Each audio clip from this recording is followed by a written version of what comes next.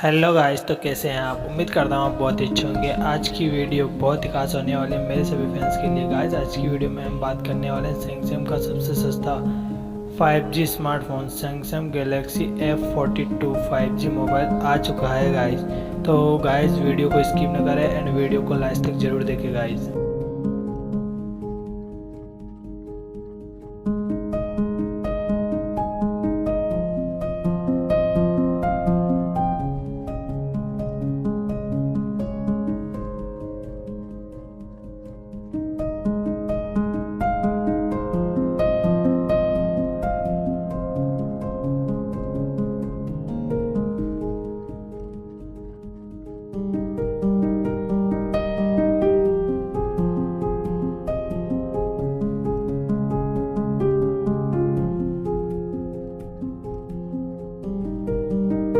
तो उम्मीद करता हूँ गाइस आपको वीडियो अच्छी लगी होगी। अगर वीडियो अच्छी लगी तो वीडियो को लाइक एंड चैनल पर नए हैं तो चैनल को सब्सक्राइब जरूर करें गाइस।